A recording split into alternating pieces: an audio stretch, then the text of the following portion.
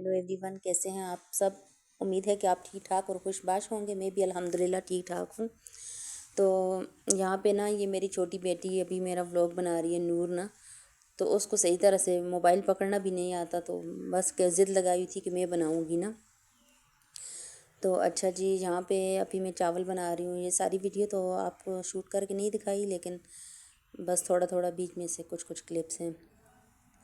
तो अच्छा जी, आज का जो टॉपिक है हमारा, तो वो है ससुराल में कैसे रहना चाहिए। तो ससुराल जो है ना, ससुराल में इंसान को अपनी जंग खुद ही लड़नी पड़ती है।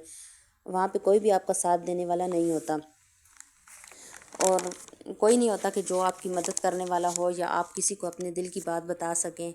ऐसा कोई भी नहीं होता, ठीक है। शुरू शुरू में तो हस्बैंड भी जो है वो भी बिल्कुल साथ नहीं देते इंसान का। पता नहीं आप लोगों के साथ कैसे हुआ होगा, मेरे साथ तो बिल्कुल ऐसे ही था। तो फिर आहिस्ता आहिस्ता जाके तो जो है ज़िंदगी इंसान की सेट होने लगती है, तो कोई भी जो है वो साथ देने वाला नहीं होता। और कभी नाराज़ होकर तो माँ बाप के घर जाना ही नहीं चाहिए, क्योंकि किसी को भी मौका ना दें, अपनी जगह किसी के लिए खाली ना छोड़ें। डट कर रहें और जम कर रहें, खुद लड़ें अपनी जंग। नाराज़ होकर गई तो वापस तो उसी घर में आना है ना।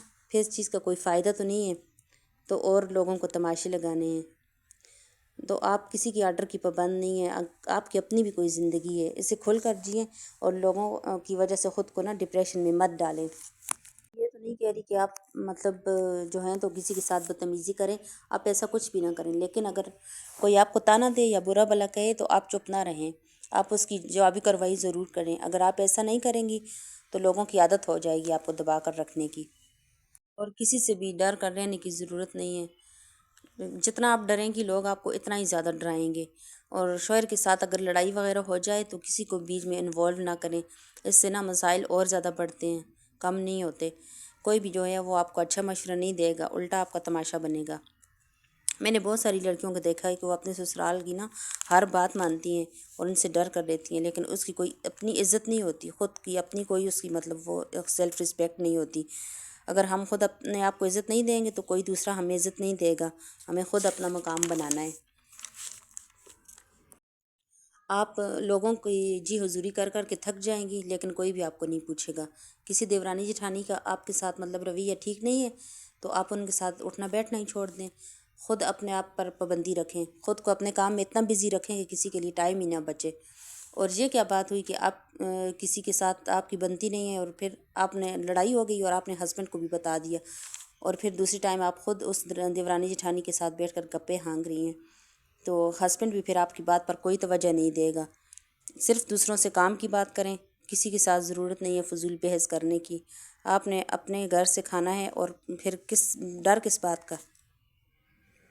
आपने किसी से नहीं डरना, अपने घर से खाना है ना आपने, वो तो आपको नहीं ला के देते कि आपको किसी का डर है। तो जो आपको इज़्ज़त दे तो आप उसकी इज़्ज़त करें, तो जो आपकी इज़्ज़त नहीं करता तो आप भी ना करें उसकी इज़्ज़त। जब इंसान नया नया दूसरे घर में जाता है ना तो उसको किसी बात की समझ नहीं होती। उसको पता ही नहीं होता कि अब मैं क्या करूं तो क्या ना करूं। तो अगले जो होते हैं तो वो बड़े मतलब चालाक होते हैं लोग, तो वो उसको मतलब ऐसे ट्रीट करते हैं कि उसको ख़ुद भी समझ नहीं आती कि मेरे साथ क्या हो रहा है। मेरे साथ ख़ुद ऐसे हुआ है ना, मैं इस फेज़ से गुज़री हूँ। मुझे पता है कि कैसे मतलब लोगों के रवैये कैसे होते हैं और किस तरह जाके मतलब 10-12 साल गुज़रते हैं तब जाके इंसान को समझ आने लगती है। तो तब जाके इंसान की ज़िंदगी थोड़ी बहुत मतलब सेट होने पे आती है। तो आपने बस लोगों के रवैयों को देखना है, बर्दाश्त करना है और आपने उस घर में जम कर रहना है, वहाँ से भागना नहीं है आपने। तो बस आगे जाके तो इंशाल्लाह कुछ टाइम गुजरेगा, फिर आपकी ज़िंदगी जो है वो सेट होने शुरू हो जाएगी। तो यहाँ पर ना मैं चटनी के लिए ये जो है लहसुन काट रही हूँ ना, तो ये मैं चुन रही हूँ। तो ये इधर लगा हुआ है, इसमें घास इतनी ज़्यादा हो गई है, मुझे टाइम ही नहीं मिलता है इसको निकालने की।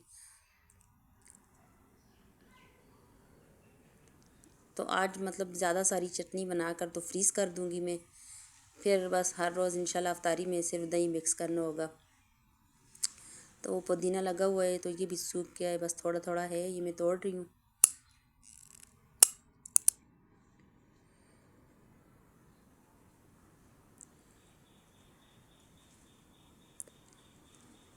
तो धनिया मैंने लगाया है, अभी निकला नहीं है, पता नहीं अब होगा या नहीं।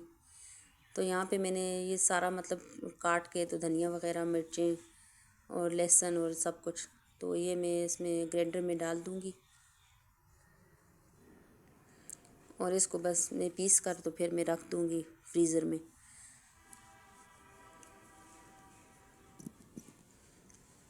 یہ نور جو ہے ہر کام میں گھسی ہوتی ہے نا، کہتی ہے مما مجھے کرنا ہے ہر کام۔ یہ دیکھیں ابھی کہہ رہی ہے میں مشین چلا رہی ہوں، میں چٹنی بنا رہی ہوں، تو یہ ساتھ لگی ہوئی ہے میرے۔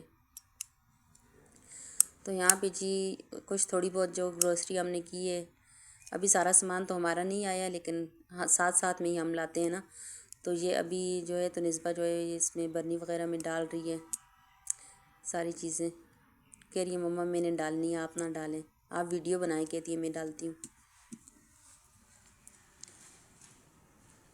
تو یہ مسالے وغیرہ یہ ساری چیزیں جو ہیں تو یہ ڈال رہی ہے۔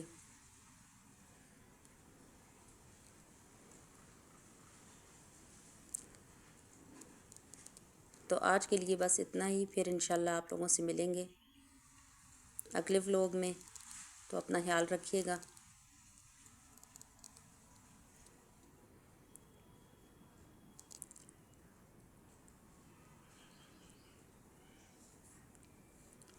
اللہ حافظ۔